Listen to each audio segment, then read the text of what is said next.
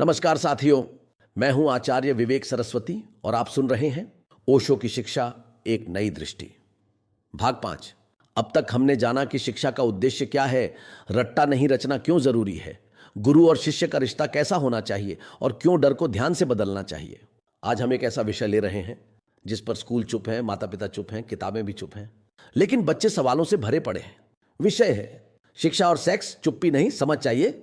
ओशो कहते हैं sex is the most powerful energy you are born with. Either you suppress it and become sick or you understand it and become spiritual. लेकिन अफसोस, हमने sex को सजा बना दिया, शर्म बना दी और चुप्पी का कंबल उड़ा दिया।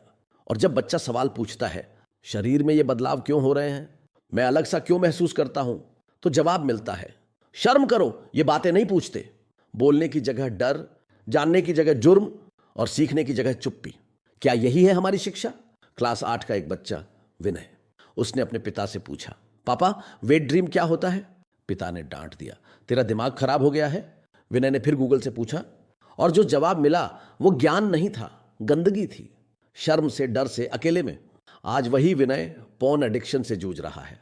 ओशो कहते हैं sex when made secret becomes ugly, bring it to light, it becomes sacred.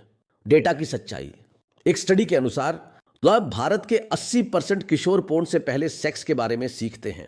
63% युवा स्वीकार करते हैं कि उन्हें अपने शरीर और सेक्सुअल फीलिंग्स को लेकर अपराध बोध होता है। 92% बच्चों को स्कूल में कभी भी सेक्स एजुकेशन नहीं दी गई। अब आप सोचिए, जहां बच्चा पोर्न से सीख रहा है, वहां आप उसे पवित्रता और प्रेम की भाषा कैसे सिखाएंगे? ओशो के स्कूल में एक दिन क्लास 7 के बच्चों से पूछा गया, क्या आप जानते हैं कि सेक्स क्या होता है? बच्चों ने सिर झुका लिए। शिक्षक ने मुस्कुराकर कहा, आज हम डर को नहीं, ज्ञान को जगह देंगे। फिर शुरू हुई एक सुंदर चर्चा, शरीर के बदलाव, आकर्षण, प्रेम और जिम्मेदारी पर। एक बच्ची ने बाद में कहा, आज पहली बार लगा कि यह गंदा नहीं है, यह तो सुंदर है। ओशो कहते हैं sex can be the door to samadhi if pass through awareness. जो रिप्रेस करता है वो विकृति पैदा करता है। जब हम बच्चों को यह नहीं सिखाते कि शरीर एक पवित्र मंदिर है, कामना को समझा जा सकता है, आकर्षण प्राकृतिक है, तो वे खुद सीखने निकलते हैं और वहां मिलती है लज्जा, भय, अपराध बोध और विकृति। एक शिक्षिका ने अपनी छात्रा से कहा, शादी से पहले कुछ सवाल पूछना चाहो तो पूछ लो। छात्रा बोली, मैम ये सवाल तो स्कूल में पूछने चाहिए थे ना, अब तो देर हो गई। शिक्षिका चुप थी, शिक्षा व्यवस्था भी। अब सवाल नहीं, समाधान चाहिए। सेक्स को गाली मत बनाओ, थोड़ा उसे जीवन का हिस्सा मानो, डर का नहीं। बच्चों से बात करो आंखों में आंखें डालकर, क्योंकि जिस विषय पर आप चुप हो वहां समाज गलत बोलता है। ओशो कहते हैं let sex be the foundation and then rise higher, but without foundation no temple can stand.